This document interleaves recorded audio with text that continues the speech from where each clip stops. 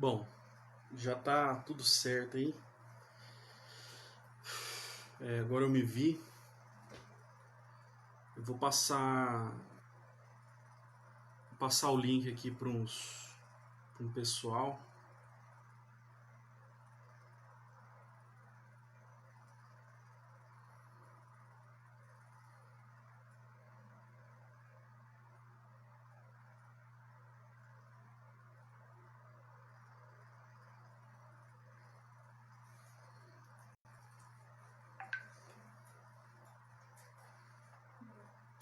Oi. Tem. Você lembra, né? Não? Não? Pera aí. Não, na hora que chegar eu mando aí pra você.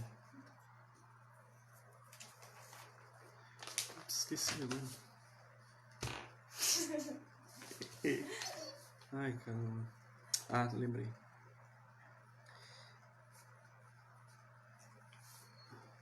É isso aqui. Tá? Bem, então pessoal aí, eu vou só pegar um tempinho aqui para eu poder enviar o link para o pessoal, tá?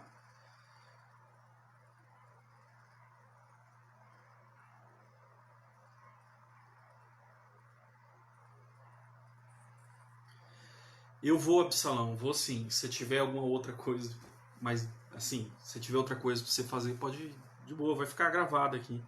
Eu acho que fica todas as lives gravadas, né? Eu geralmente não costumo excluir, não. Mas assim, eu vou deixar salvo e eu vou falar algumas coisas aqui a respeito do tema. É isso aí. Então vamos lá. Eu vou. Você espera. Pedir um pouco de paciência pro pessoal aí, para eu enviar um link para uns grupos aí, tá?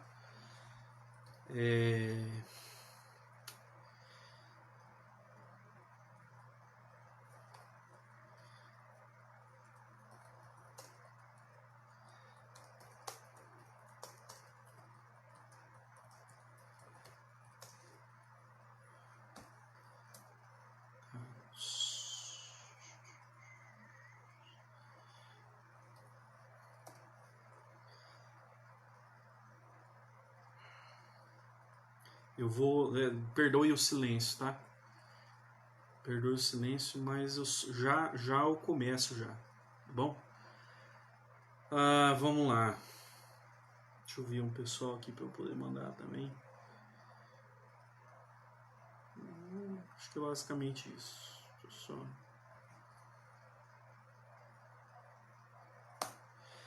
Beleza, é isso aí. Tá certo? Então tem um pessoal aí. Agora já comecei. Vou dar início ao.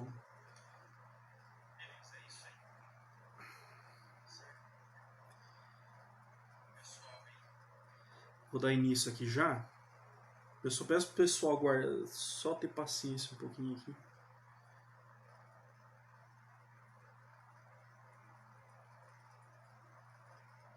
Beleza, é isso. Então vamos lá. Eu já dei 4 minutos rodado aí, tem o pessoal. Vamos lá, vou começar, né?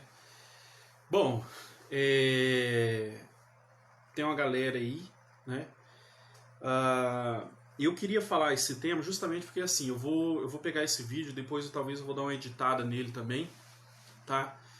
Eu vou dar uma editada nele e vai ficar aí gravado até para título de material para eu poder trabalhar ele, né? Trabalhar esse tema, estudar.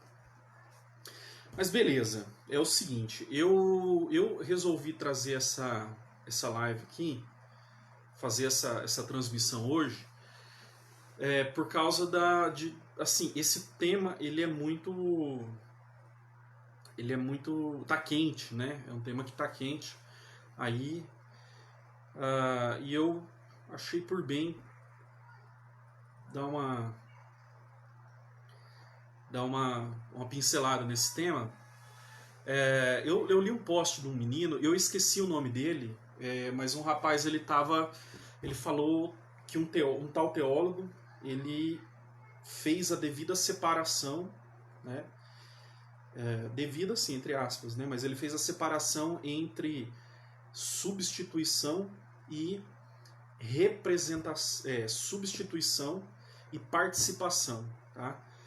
E isso me lembrou muito a teologia do Paul Tillich, que é o cara que eu vou tratar agora. Na última postagem na minha linha do tempo no Facebook, eu deixei um índice, tá? Um índice de assunto dos assuntos que eu vou tratar. E eu vou começar pelos conceitos básicos da teologia do Paul Tillich, tá? Então, assim, porque eu tinha um professor na minha graduação de teologia, que o nome dele é professor Gustavo, e esse professor ele seguia bastante assim o Tillich, e porque o Tillich ele é um teólogo que ele nasceu, se eu não me engano, em 1886, né? Ele nasceu basicamente em 1886, 1887, não sei, tem aí no Wikipedia e tá certo, tá? A data do nascimento dele. É um teólogo germânico, né? Também ele nasceu em 1886, então ele participou da Primeira Guerra Mundial, né, como capelão. Ele se formou nas universidades alemãs, num clima de um pouco de uma teologia liberal, mas ele também tem uma formação na escola vivalista de Halle, né?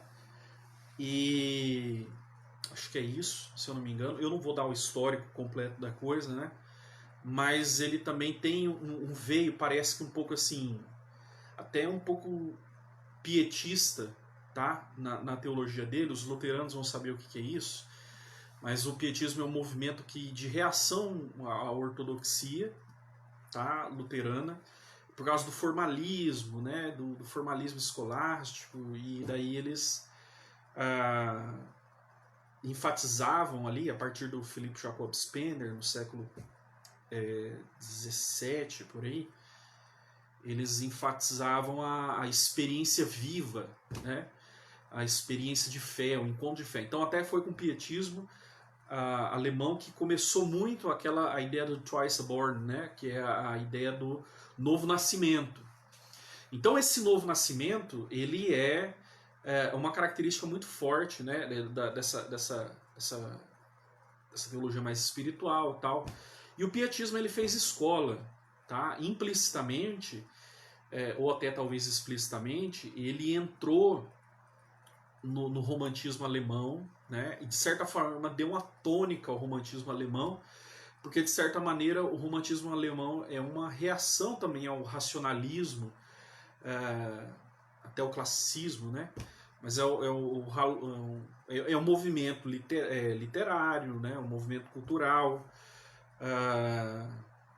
o romantismo, mas ele é bem presente, assim, por exemplo, em figuras como Schleiermacher, Hegel, né? Hegel ele vem de uma família pietista, tá? Até o próprio Kant, né? Veio de uma família pietista, embora ele não cria muito uma intervenção da graça, né? Ele achava que isso daí era até uma forma de você burlar a justiça, né? Então, bom, mas assim, então o Tillich ele tem uma formação também ligada a alguma coisa ao pietismo, a teologia que né, nos Estados Unidos chama de avivalismo, teologia do avivalismo, né? Na Alemanha também é chamado assim, né? Certas ênfases pietistas, tá? Um movimento importante. E o Tillich também, ele vem justamente por causa disso, ele também vem de uma escola idealista. Ele tem muita influência de Hegel, né? Ele tem influência também de Schleiermacher, ele tem influências ele tem influências de Schelling, né? Até tem um livrinho aqui da história, Perspectivas Teológicas do século XIX e XX.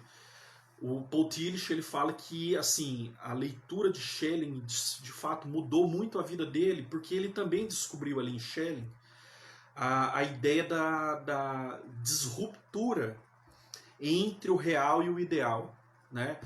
Que está basicamente ali posta na teologia, na filosofia positiva do Schelling, né? Que é, digamos assim, a terceira fase ou o último Schelling, que a gente chama assim, né? Então, de certa maneira, o Tillich ele vai falar também que o Schelling ele é o pai do existencialismo, né? E a ideia da ruptura entre o real e o ideal, quando a gente fala de realismo, ele fala da realidade positiva. Na verdade, o realismo, na linguagem do Tillich, não significa o realismo da Idade Média, tá? O realismo na teologia do Tillich, ele é basicamente a ideia que a gente fala da realidade positiva. Então, por exemplo, para a gente destacar a diferença entre realismo e idealismo, a gente poderia falar que, para falar disso daí, nós poderíamos trocar o termo por o mundo tal como ele é, né, é igual ao realismo, e o mundo tal como ele deveria ser é igual ao idealismo. Tá? Para situar vocês aí nessa discussão. Então, isso daí também vem muito de Schelling. Schelling ele teve um primeiro momento bem idealista, mas depois ele, principalmente depois da morte da Caroline Schlegel, né, ele diz que ele experimentou um trauma na vida dele, né, e a partir daí, essa morte dessa esposa dele foi um divisor de águas na vida do Schelling, e ele passou a se dedicar à ideia da filosofia positiva. Né? Ele foi construindo a filosofia positiva, né? Cujos livros mais importantes dessa filosofia positiva é o Fahrenheit, né? Fahrenheit, né?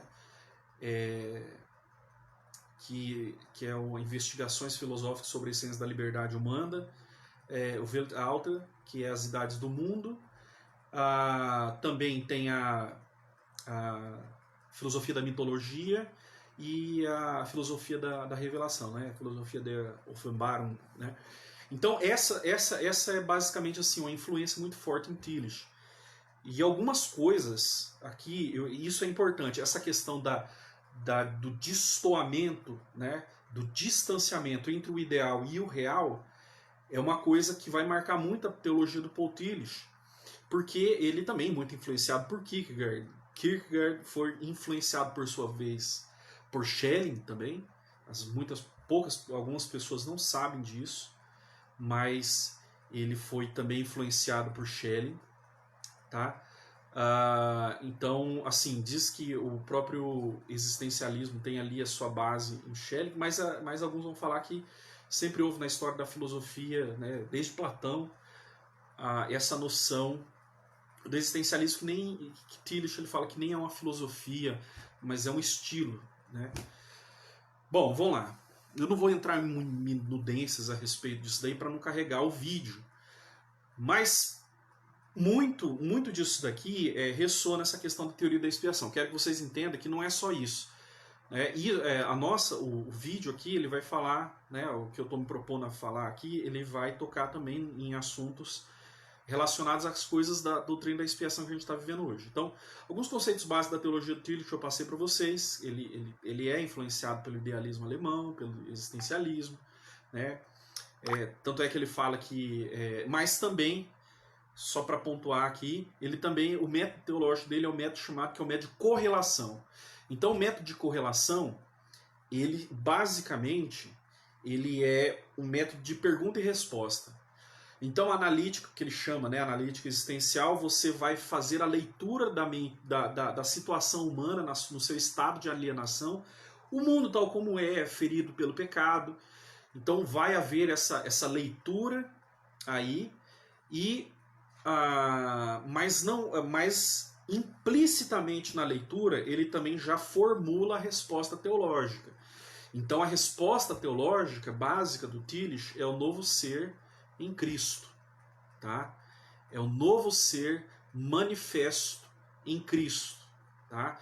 Então, a pergunta da alienação do pecado, por exemplo, o estado de pecado, meu estado de distanciamento, né?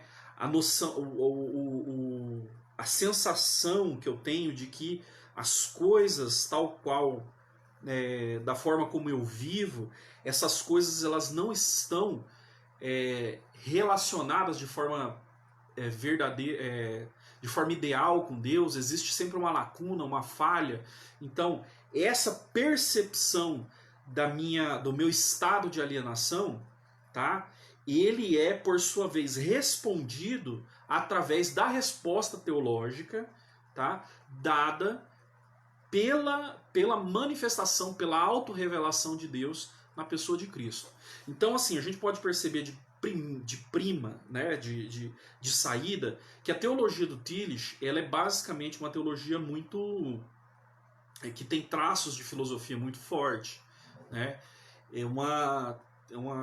Assim, tem muitas viagens filosóficas mesmo, assim, tem muita filosofia na teologia do Tillich. Tanto é que, assim, a teologia dele, quando você for ver, essa teologia sistemática aqui, tá? Essa teologia sistemática aqui do Tillich, ela tem basicamente, ela é basicamente feita por um discurso, tá? Que não faz muitas citações bíblicas, tá certo? Mas ele tem essas citações bíblicas como implícitas aí na teologia dele, tá certo? Então ele tem essas citações bíblicas implícitas na teologia, você percebe bastante isso daí, tá? Mas ele não faz muitas citações, né? Ele lida muito com conceitos de filosofia à luz do significado do próprio texto bíblico, né? Em várias áreas. Pois muitas pessoas reclamam, principalmente de uma tradição mais evangelical, reclamam muito dele, tá? Bom, então é isso. Eu queria começar aqui, então, seguindo a nossa programação aqui. Já falei a respeito dos conceitos básicos, né, da influência do Tillich, influência de Schelling, e a influência e como essas coisas elas são organizadas, tá? No método de correlação dele. Então vamos lá. Então, na verdade, o Tillich ele começa, ele tem a teologia da expiação, como classicamente ela está posta na teologia sistemática, ela está justamente na doutrina a respeito de Cristo, tá? Não é na doutrina do ser de Deus e nem na doutrina do Espírito Santo. Então, a doutrina da expiação ela está localizada na segunda ou terceira parte da teologia sistemática dele, a terceira parte da teologia sistemática dele. E essa teologia sistemática, como classicamente, porque é lógico que a expiação é uma obra da segunda pessoa da Trindade, é de Cristo. Então, Tillich ele tem uma estrutura basicamente nicena aí na construção da teologia sistemática dele, e ele não diferencia muito, né, de outros autores nessa estruturação. Tá certo? Bom, então assim, então eu vou me concentrar nessa questão da expiação, que é um tema particular dentro da cristologia geral. Tá bom? Então assim, o que Tillich entende por Cristo como mediador? Basicamente assim, a doutrina dele não é diferente, tá, de outros autores. Mas assim, em uma parte, né? Na outra parte ele relaciona, ele fala que a doutrina da expiação, de Cristo como mediador, que é a ideia básica da noção clássica sacerdotal de Cristo e da sua obra enquanto sacerdote, ele na verdade assim, ele tem uma parte que ele segue classicamente e outra parte que não. A primeira parte que ele segue classicamente é a ideia de que Jesus ele é o mediador entre Deus e o homem, mas ele não é um ser semidivino, né? Ele não é a realidade intermediária entre o homem e Deus, tá? Ele não é metade Deus, metade homem, né? Então ele é completamente homem experimenta a vida como um homem completamente, mas ele também é completamente Deus. Tá? Ele não é um semideus. Então essa completude da humanidade de Cristo possibilita a Cristo participar de forma efetiva de todo o processo de sofrimento humano. Tá? Mas, porém, da outra divisão, ele tem alguma crítica à divisão clássica, até luterana. Né? Foi Lutero que fala que falar de Cristo é falar dos benefícios de Cristo. Né? Mas ele pega e ele divide, ele não aceita, de certa forma, a divisão entre o ser de Cristo e a sua obra. Para mim, essa não divisão é um pouco problemática. Né? Ela é um pouco problemática. Então, Cristo, na verdade, ele quando a gente fala do ser de Deus, na pessoa de Cristo, nós falamos da segunda pessoa da Trindade, então, assim, o ser dele, ele não é necessariamente aquilo que Cristo faz. Tá? Embora aquilo que ele faça, tá, tenha a marca daquilo que ele é. Tá certo? Então, porque Jesus ele seria Jesus ele seria Deus, a questão do ser de Deus, né? Jesus ele seria Deus ainda que ele não salvasse. Ele permaneceria em todos os seus atributos ainda que ele não realizasse o processo da encarnação. Então a teologia clássica ela faz de fato essa divisão entre o ser e a obra, justamente por quê? Porque a obra ela se diz das coisas, a obra de Deus ela diz respeito das coisas que Deus ele faz, né? O ser daquilo que ele é. E existe necessariamente essa divisão, porque se não existisse, Jesus ele seria necessariamente um Salvador, né? Ele seria necessariamente um Salvador. Mas Jesus ele não é por necessidade um Salvador. Ele é por decisão, tá? Ele é por decisão. Ele decide salvar, né? Porque senão a salvação seria uma obrigação de Deus. E Deus não é obrigado a salvar, por exemplo, também nem criar o mundo. Então Cristo, ainda que ele não criasse o mundo, né, o temporal que a gente vive, né, a realidade temporal que a gente vive, se ele não criasse, ele continuaria sendo Deus. E isso nada lhe afetaria no seu ser. Então, ao meu ver, quando Tillich ele rompe com isso, ele cai em contradições. Tá? Então, ele não faz o que ele é. Você está entendendo? Ele faz aquilo que ele decide fazer, embora aquilo que ele decide fazer tenha as marcas, sim, daquilo que ele é. Tá? Então, é uma coisa muito importante para a gente fazer uma divisão bem clara aqui. Tá certo? E tem outras coisas também. Então, é essa questão da mediação, né? De Jesus como mediador, vai falar a respeito do próprio ofício sacerdotal, né? E nesse ofício sacerdotal ele também é o Soter, né? Que é o Salvador. Vamos lá, tá certo?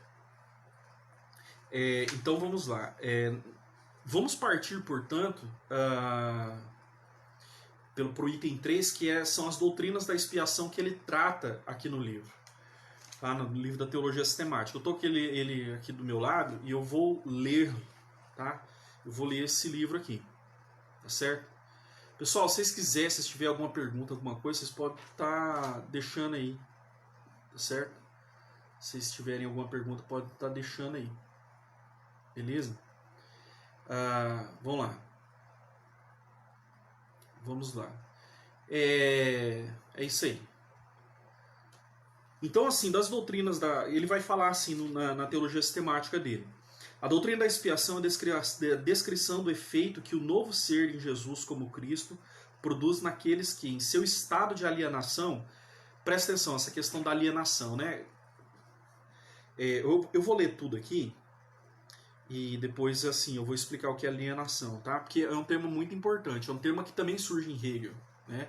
Hegel fala que a alienação é o ser fora de si mesmo, né? É o ser para o outro. Por exemplo, ele fala que a natureza a natureza ela é, né, o espírito alienado, tá? Não é o espírito em si e para si, tá? Então o espírito alienado vem de ali, né? E isso quer dizer o outro, né? Alienado é aquilo que é para o outro, mas não é para si mesmo, certo? Então, por exemplo, alguém que está em estado de pecado, ele vive para realizar os desejos seus, mas ele é uma pessoa que não se tem, ele não tem posse de si. Ele é um ser que, ele não tendo posse de si mesmo, ele não tendo posse de si mesmo, ele na verdade ele está aquém, de certa maneira, da sua liberdade e da sua própria humanidade. Então, por exemplo, se você é sujeito à sua carne, existe uma fração no seu ser, porque na verdade você não é para si no todo, né? Então, assim, essa questão da alienação é um termo muito rico na teologia do Paul Tillich, tanto quanto nas filosofias de Hegel e de Schelling também.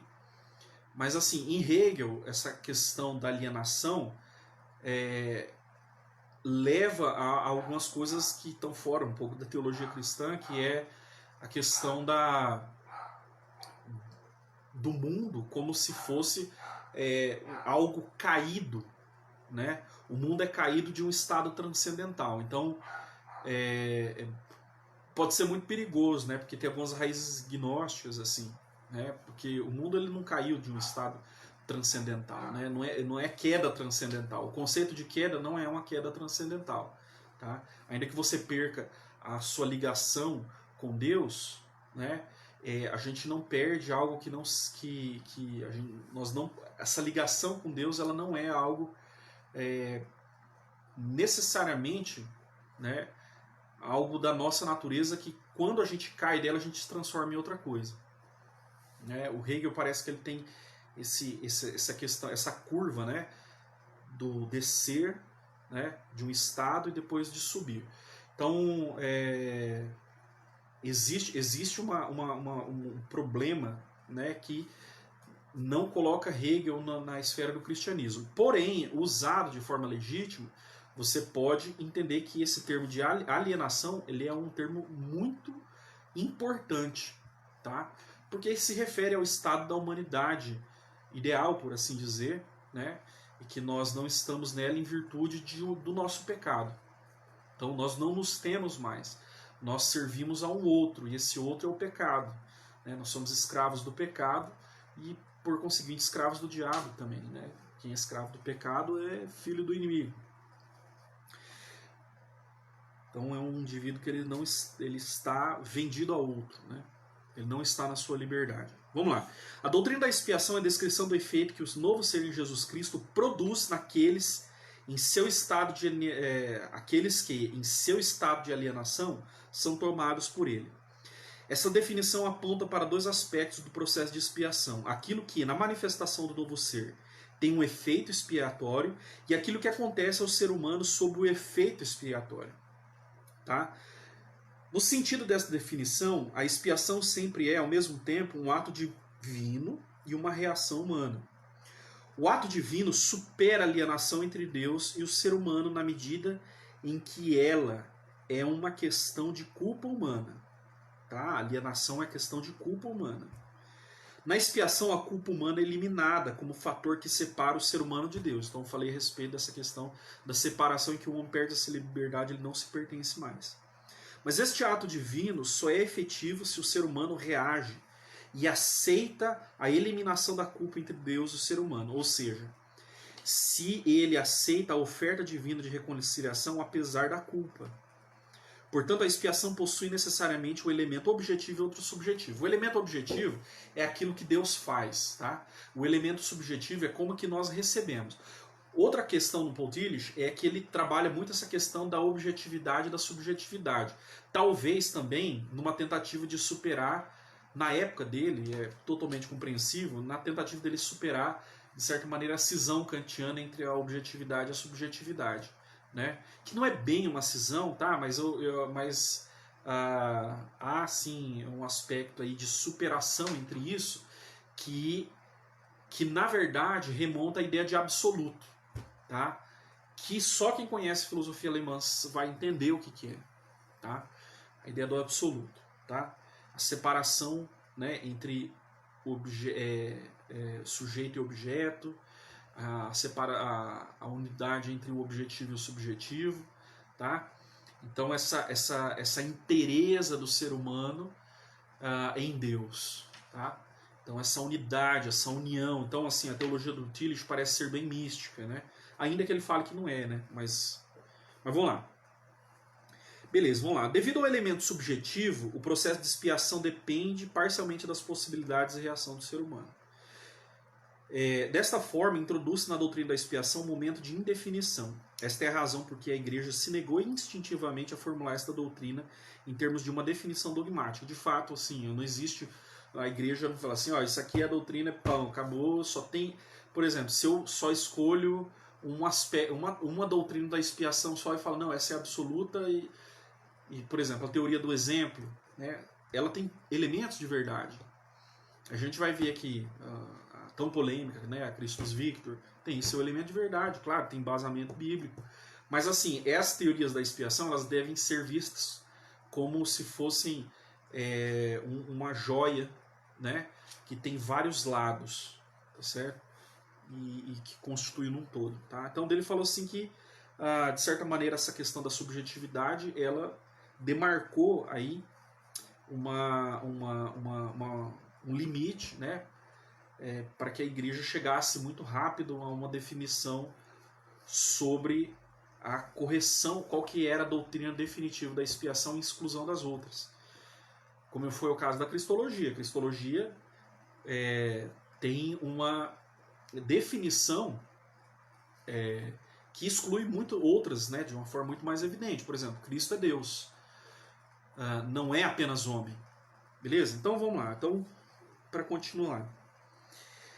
Do elemento subjetivo, o processo de expiação depende parcialmente das possibilidades de reação do ser humano. Dessa forma, introduz-se na doutrina da expiação um momento de indefinição. Esta é a razão por que a Igreja se negou instintivamente a formular a doutrina em termos de uma definição dogmática, como fez com o dogma cristológico. Tá? Esta circunstância também permitiu que se desenvolvessem tipos diferentes de doutrinas da expiação. Todos eles foram admitidos pela Igreja, e cada um deles apresenta pontos fracos e pontos fortes específicos. Estes tipos podem ser divididos em predominantemente objetivos, predominantemente subjetivos e aqueles que se situam entre um ponto intermediário entre os dois. Tá? Então essa questão do objetivo e subjetivo é uma coisa, para quem conhece o Tillich, vai perpassar toda a teologia dele. Radicalmente objetiva é a doutrina formulada por Orígenes, a doutrina de que a libertação do ser humano da escravidão da culpa e da autodestruição só foi possível graças a um pacto entre Deus, Satanás e Cristo, no qual Satanás foi logrado. Satanás recebeu poder sobre Cristo, mas ele não tinha o direito de exercer este poder sobre alguém que era inocente. Portanto, desfez seu poder sobre Cristo e sobre aqueles que estão em Cristo. A doutrina de Orígenes se baseia numa série de passagens bíblicas que expressam a vitória de Cristo sobre os poderes demoníacos. Tá? E daí ele vai falar aqui um dado. Ó. Essa linha de pensamento foi retomada recentemente na obra Christus Victor de Gustav Aulen. Tá bom? Então, assim, eu já estou tratando aqui, portanto, do 3A, né? Vamos lá. Nesta formulação da doutrina da expiação, parece inexistir qualquer referência direta ao ser humano. Por quê? Porque essa é uma atividade, tá, que se refere apenas a Deus, né, a Deus, a Cristo e a Satanás. Então, assim, é uma coisa cósmica que se desenrola por cima da cabeça das pessoas, que as pessoas estão ali apenas assistindo. Cristo derrota os demônios, tá, e supera aquilo que era a causa de alienação do ser humano, que era o poder do demônio sobre ele. Tá bom? Vamos lá, eu não tenho condições agora de poder me aprofundar nessa doutrina, tá, hoje. Mas até porque o tempo voa, né? Mas existem outras coisas que a gente pode... eu vou falar algumas coisas a respeito dela ainda, tá?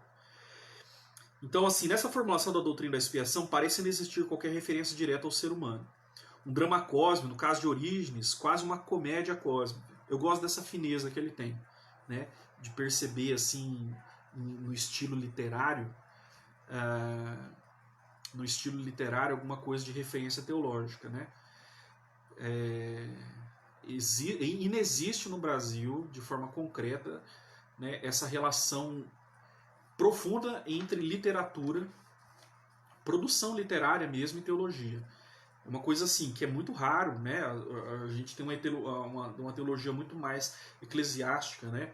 E às vezes ela pode ser um pouco criativa. A gente poderia retomar essas coisas, assim, né? Vamos lá. Um drama cósmico, no caso de Orígenes, quase uma comédia cósmica, desenrola-se sobre a cabeça do ser humano. E o relato deste drama fornece ao ser humano a certeza de que ele foi libertado do poder demoníaco, né? Jesus destruiu a Satanás ali. Mas não é este o significado real do tipo objetivo da doutrina da expiação. Tá? Nos versos triunfais de Paulo acerca da vitória do amor de Deus em Cristo sobre os poderes demoníacos, é a experiência do amor de Deus que antecede a aplicação dessa experiência em um simbolismo que abarca poderes demoníacos.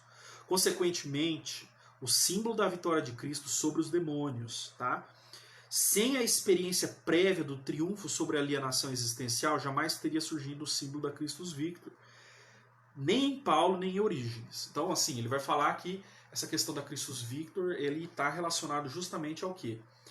Nessa superação da alienação, na destruição do poder do demônio, que na verdade é uma efetivação do amor de Deus em favor da vida das pessoas.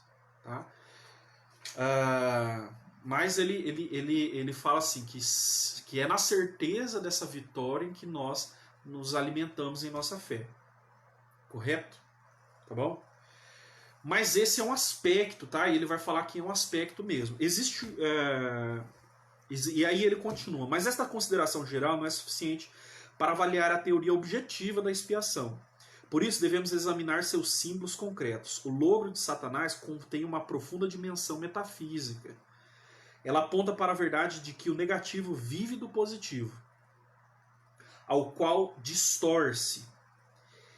Se ele superasse diretamente o positivo, destruiria a si mesmo. Então quer dizer que o ser, que, por exemplo, é a ideia da relação entre o ser e o não ser. Tá? Então o ser é um conceito metafísico.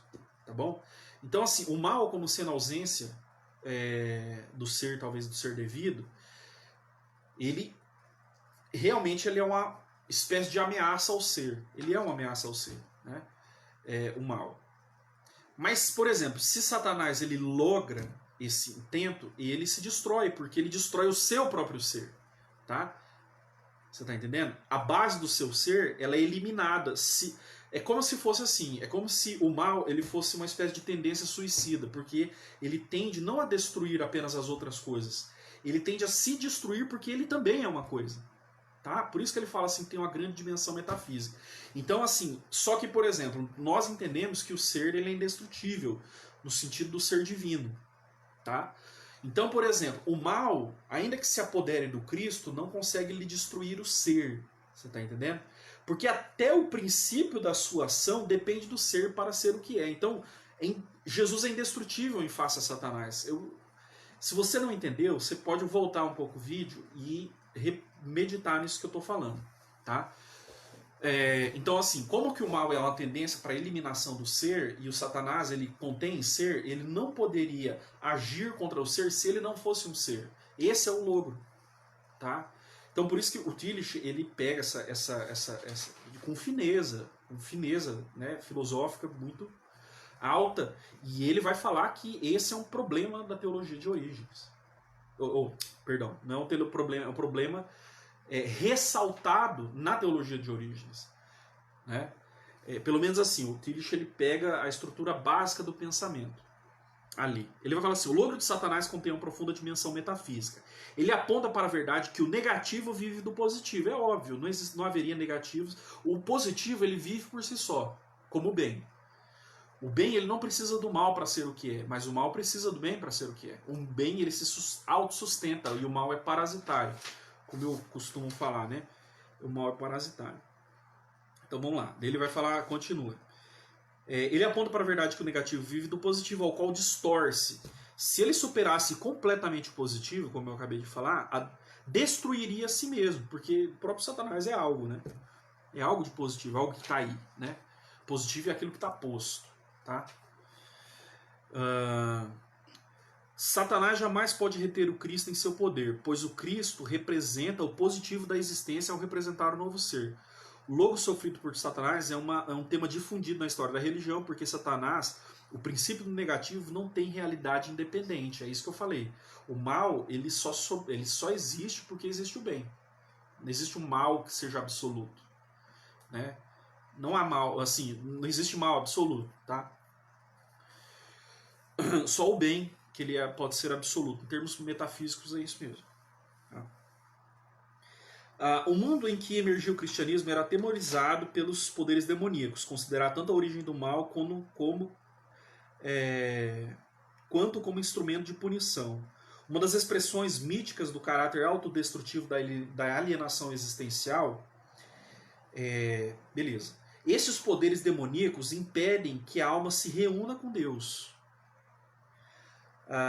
Eles retêm a pessoa no cativeiro sob o controle da autodestruição existencial. A mensagem do cristianismo era a mensagem de libertação deste temor, tá? Frente ao demoníaco. E o processo de expiação é o processo de libertação desses poderes demoníacos. Mas a libertação em relação ao medo do poder que destrói e castiga só é possível se acontece algo. Não apenas objetivamente, mas também subjetivamente. O elemento subjetivo é constituído pelo impacto que causa nos seres humanos o poder interior daquele que exteriormente se encontra subjugado pelos poderes demoníacos. Sem a experiência do poder do novo ser em Jesus Cristo, sua sujeição expiatória às forças da existência não teria logrado superar o temor diante do demoníaco. Presta atenção que isso aqui é muito legal na filosofia do Tillich, na teologia de caráter filosófico dele. Então é o seguinte, o que ele está falando aqui é que Jesus, quando ele se encarna, ele assume as negatividades da existência, tá? E no Novo Testamento a gente sabe que Deus abandonou Cristo ao poder das trevas. E isso significa que Jesus ele foi abandonado aos poderes malignos, ao poder do inimigo, né? O poder do demônio também, o poder dos principados da potestade. Então, assim, nesse ato de destruição do não ser, por exemplo, da violência contra Cristo, né? Nessa ameaça ao ser de Cristo, Cristo ele assume toda essa negatividade da existência, essa alienação, né? Ele assume tudo isso no seu ser e o destrói, tá? E o destrói porque ele é o ser absoluto, tá? Cristo, ele é absoluto, tá bom? Então isso daqui é fundamental para a gente poder compreender o que ele falou assim, ó. Por exemplo, que ele fala que Cristo se sujeitou aos poderes da existência, né? Esses são os poderes malignos, os poderes negativos. Não surpreende, pois, que Abelardo tenha desenvolvido uma teoria em que enfatizasse o aspecto subjetivo do processo de expiação. Então ele faz uma transição aqui já, tá? A respeito do quê? Da influência desse amor, tá, de Deus sobre a vida humana. Então, assim, para Abelardo, basicamente a teoria da influência moral, né, que Jesus ele prova todo o seu amor possível através do seu ato lá na cruz. Então, esse amor possível é um amor que nos arrasta, nos constrange, tá? E ele, de certa forma, Abelardo ele fala que, na verdade, que essa influência moral ela é suficiente, tá? Não existe nada, o ser humano precisa ter nada, nenhuma dívida quitada do seu pecado em relação a Deus, tá? Mas ele vai falar aqui, ó.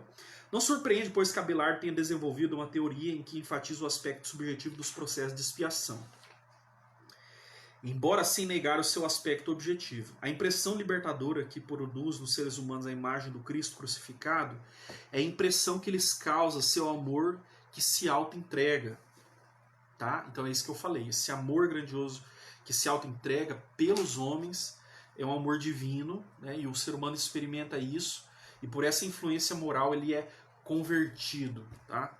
Este amor do crucificado responde ao ser humano com um amor que está certo de que em Deus é o amor, não a ira, que tem a última palavra. Tá? O aspecto positivo aí. Mas isso não basta para eliminar a ansiedade suscitada pela culpa e o sentimento de ter que sofrer o castigo. Então, ele já pega uma falha aqui em Abelardo. Porque, assim, se a doutrina Christus Victor, em Orígenes, ela é radicalmente objetiva, como ele fala, tá? Eu não estou analisando a doutrina, estou falando aquilo que ele fala. Se é uma doutrina radicalmente objetiva, por outro lado, a teoria da influência moral é a forma como eu percebo esse amor por mim, do Cristo vencendo. Então eu percebo esse amor por mim, tá? Essa é a doutrina subjetiva. Só que, por exemplo, não é apenas esse amor que eu sinto por Deus que é o todo da questão em jogo, porque existe a minha culpa, tá? E a minha consciência de culpa, a minha noção de culpa, ela entende que o quê? Que o meu pecado, ele precisa de castigo. Ele necessita de castigo. O meu pecado, ele deve ser punido. E somente se ele for punido, eu vou ter uma percepção, uma consciência de que, de fato, eu, além de ser amado, tá? Eu sou alguém que não preciso ter preocupação com a culpa. Porque um preço já foi pago por mim. Né? Alguém sofreu esse castigo no meu lugar. Então, e assim, o Tillich, ele era muito envolvido com a chamada psicologia do profundo, né? Ou seja, né? A psicanálise. Então essa noção da culpa era muito cara para ele, tá? Essa noção da culpa era muito cara para ele, tá certo? Mas vamos lá, ele vai falar assim: mas isso não basta para eliminar a ansiedade suscitada pela culpa e o sentimento de ter que sofrer castigo. Então essa questão da ansiedade, né? E assim, pelo histórico do Paul Tillich, até assim, o fato dele ter passado pela Primeira Guerra Mundial, por 2 guerras, né? Esse assunto da ansiedade, ele é muito pungente nele. Né? Esse assunto da psicoterapia é um assunto muito pungente nele, justamente por quê? Porque esse assunto aí, ele vai... esse assunto ele vai modelar muito da forma como ele entende a teologia, né? Como também como cura da alma, né? Ele tem esse aspecto. Vamos lá. Ele vai falar assim: a justiça violada não pode ser restabelecida apenas pela mensagem do amor divino. Tá? Ah, Deus me ama, Ele perdoou o meu pecado, mas eu sei que a minha consciência de culpa, ela exige que haja uma pena. É isso que ele vai falar. A teologia dele, tá? Ele está falando isso daqui. O fato de perdão, eu já pulei muito para frente, mas assim: a justiça violada não pode ser restabelecida apenas pela mensagem do amor divino, pois o amor se converte em sentimentalismo e fraqueza se não incluir justiça. Tá? Apesar que Tomás de Aquino tem outra percepção, mas isso aí fica para outro momento. A mensagem do amor divino, que negligencia a mensagem da justiça divina, não pode dar ao ser humano uma consciência tranquila. Tá? Então o amor e a justiça, ele tá começando a fazer um processo de equilibração de atributos. Tá? Estabelecer um equilíbrio de atributos. A mensagem do amor divino que negligencia a mensagem da justiça não pode dar ao ser humano uma consciência tranquila. Podemos referir-nos aqui à psicologia do profundo, como eu havia falado, que antes de prometer qualquer cura, costuma submeter o paciente ao tormento que lhe causa percepção existencial do seu ser, embora num sentido realista ou legalista. Sempre que a descrição predominantemente subjetiva do processo de expiação passar por alto este ponto, a teologia cristã não poderá aceitá-la como adequada. Tá? O fato de... mas isso não significa que ele acredita na substituição penal. Tá? Calma lá. Certo? Ele vai criticar um pouco essa teologia. Bom, então vamos lá. Essa teologia aqui, ele vai continuar assim. Podemos referir-nos aqui à psicologia do profundo, que antes de prometer qualquer cura, costuma submeter o paciente ao tratamento que lhe causa percepção existencial do seu ser, embora não num sentido realista ou legalista. Sempre que a descrição predominantemente subjetiva do processo de expiação passar por alto este ponto, a teologia cristã não poderá aceitá-la como adequada. Daí ele vai falar de Anselmo. O fato de Anselmo fazer justiça a esta situação psicológica é a razão principal pela qual sua doutrina foi a mais eficaz, ao menos no cristianismo do Ocidente. Quanto à sua forma, pertence ao tipo predominantemente objetivo. Tá? Ela parte da tensão que há em Deus entre sua ira e seu amor, e mostra que a obra de Cristo torna possível que Deus exerça sua misericórdia sem violar as exigências da justiça. O valor infinito do sofrimento de Cristo faz satisfação diante de Deus e torna desnecessário o castigo do ser humano pelo peso infinito do seu pecado. Então a ideia de que o que é o pecado? O pecado é uma ofensa à honra divina. E a ofensa à honra divina, porque ser uma ofensa para Deus, ela tem uma ofensa a Deus, né? Ofensa para Deus não. Uma ofensa a Deus, ela é uma ofensa de peso infinito, por causa que o ser de Deus é um ser infinito. E aquilo que foi honrado é o seu ser. O pecado é isso. Então, para haver uma restauração dessa ofensa infinita, tá? O que é necessário é que alguém faça essa reparação de peso infinito também. E é nisso que ele está tratando. O valor do infinito do sofrimento de Cristo faz satisfação diante de Deus. Então, Anselmo até falava, né, que a obediência não era suficiente, porque a obediência de Cristo a Deus é uma coisa devida do ser humano a Deus. Então tinha que ter um plus. Né? E esse plus, ele é justamente o sofrimento infinito de Cristo na cruz. Tá? Vou até dar uma rimada. Vamos lá. Vou ler de novo. Né? O valor infinito do sofrimento de Cristo faz satisfação diante de Deus e torna desnecessário o castigo do ser humano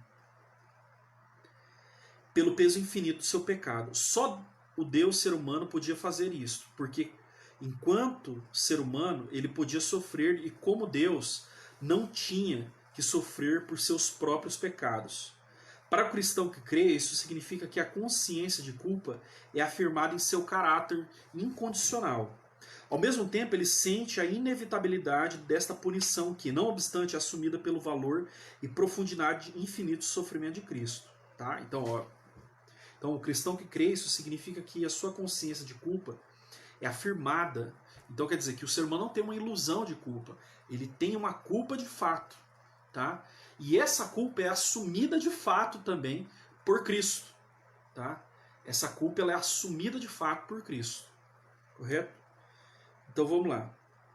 Ao mesmo tempo, ele sente a inevitabilidade desta punição, que não obstante assumido pelo valor e profundidade infinita do sofrimento de Cristo. Sempre que pede a Deus que perdoe os seus pecados por causa do sofrimento e morte inocente de Cristo, o cristão aceita tanto a exigência de que ele mesmo sofra um castigo infinito, tá? Então, a minha culpa demanda um castigo infinito, tá? Quanto a mensagem de que ele é livrado de toda a culpa e castigo mediante o sofrimento substitutivo de Cristo. Este ponto conferiu à doutrina de Anselmo seu enorme efeito psicológico e a manteve viva apesar da sua antiquada terminologia legalista e de sua medição quantitativa do pecado e do castigo, que são alguns questionamentos contra a substituição penal que existe aí, né? Existe esses questionamentos de que há uma medição quantitativa, né? Então quer dizer que o pecado de Cristo, o pecado assumido por Cristo, ele não destrói o seu ser, enquanto a culpa seria levar o homem para o inferno, né? E, consequentemente, Cristo também para o inferno. Mas daí, assim, até Tomás de Aquino fala que pelo fato da honra do ser de Cristo ser assim, então ele não recebeu a condenação. Mas eu acho que essas formulações ainda são um pouco inadequadas, tá? Para a gente poder entender verdadeiramente aqui a real questão da coisa. Tá? Então, vamos lá. A moderna descoberta de um sentimento de culpa, muitas vezes profundamente oculto nos deu uma nova chave para explicar a tremenda repercussão da teoria anselmiana na piedade pessoal, nos hinos, nas liturgias e em numerosos ensinamentos e pregações cristãs. O sistema de símbolos que proporciona ao indivíduo a coragem de aceitar-se a si mesmo, a despeito de saber-se inaceitável, em toda a possibilidade de ser ele próprio, todas as possibilidades de ser ele próprio aceito. Já formulamos uma crítica dessa teoria ao falar dos títulos mediador e redentor. Também já nos referimos criticamente às categorias legalistas e quantitativas que Anselmo utiliza para descrever o aspecto objetivo da expiação. Devemos acrescentar agora uma crítica ainda mais básica, já formulada por Tomás de Aquino, a de que nessa teoria não há lugar para o aspecto subjetivo do processo expiatório. Tá? Tomás acrescenta a ele a ideia de que o cristão participa naquilo que acontece à cabeça do corpo cristão, o Cristo. Uma forma mais adequada de equilibrar os aspectos subjetivos e objetivos da doutrina da expiação parece ser trocar o conceito de substituição pelo conceito de participação. Então, é o que ele vai falar, não é aquilo que eu entendo, tá? Porque eu acho que a substituição é um momento, a participação ela é outro momento. A substituição não é o todo da teologia da expiação. No caso da expiação, em primeiro lugar, ela é a entrada, né? Porque nenhuma teologia, na verdade, você vai enxergar ela de forma estanque. Não existe absolutamente uma teologia que fica ali guardada no lugar da expiação e aqui no lugar da salvação. Não, todas elas se entrecruzam. Todas elas se entrecruzam. O que o Tillich está falando aqui é que, na verdade, quem lê o Tomás de Aquino vai saber que existe, de fato, a ideia de que há uma necessidade de participação na obra da redenção. Há uma necessidade de uma participação na obra da redenção, porque senão o ser humano na verdade, por causa da natureza do Evangelho, Jesus ele pede que nós participemos do sofrimento de Cristo. Tá? Isso daí é uma coisa que está dada, tá certo? Isso é uma coisa, é óbvia, não há dúvidas a respeito disso. Correto? Porém, o que nós devemos entender é que o Tillich ele vai falar, ele vai ser um pouco incisivo, tá?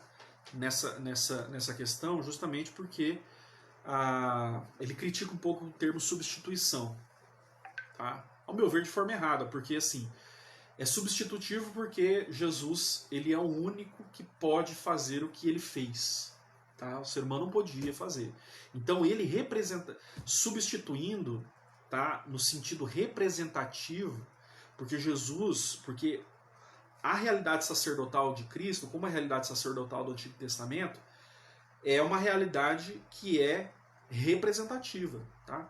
Então o sacerdote ele tinha aquelas 12 pedras no seu peitoral, representando as 12 tribos de Israel. Então ele representava Israel diante de Deus. Tá? E ele representava de forma vicária. Tá certo? Mas o que ele vai falar aqui é que existem essas três teorias básicas que ele vai falar. Ele não vai elencar todas, existem mais teorias da expiação. Eu não falei da teoria governamental, não falei da teoria sociniana, né? Não falei a gente não falou da substituição penal, eu não falei do médium, né, que existe entre a teologia anselmiana e a teologia de Calvino na teologia de Tomás de Aquino, porque Calvino sim, né? O Calvino não, Tomás de Aquino sim, ele tem uma teologia em que o aspecto da punição ele entra em jogo de uma forma muito grande e que não é o mesmo de Anselmo. O Anselmo ele fala da reparação da honra. Até outras pessoas vão falar que essa questão da reparação da honra tem a ver justamente com o quê? Tem a ver justamente com o aspecto do direito germânico, né? Do direito privado germânico. Tá? Não é a pessoa não, ela tem que reparar a honra. Tá? E Tomás de Aquino, com todas as letras, se a gente lê na Suma contra os Gentios, tanto quanto na Suma Teológica, a gente vai ver que há em Tomás de Aquino a ideia de que o ser humano assume uma punição. Tá? Ele assume a punição do outro, embora Cristo não tenha culpa. Beleza? O que eu queria falar aqui a respeito desse daqui, acho que já deve ter ficado claro. Eu não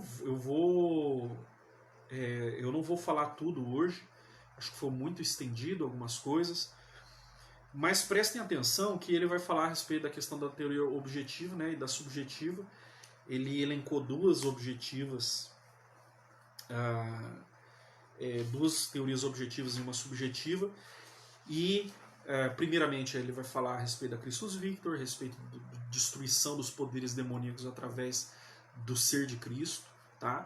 Ele falou a respeito da influência moral, que não faz juízo à ideia da noção, quer dizer, da influência moral, que ela fala a respeito desse amor divino, fala a respeito dessa entrega de Jesus e do olhar daquele que é espectador dessa entrega, como ele pode ter confiança nesse amor, tá? Mas é insuficiente porque na consciência humana tem o resquício da ideia da culpa e que, por justiça, um pecado ele deve ser punido, né?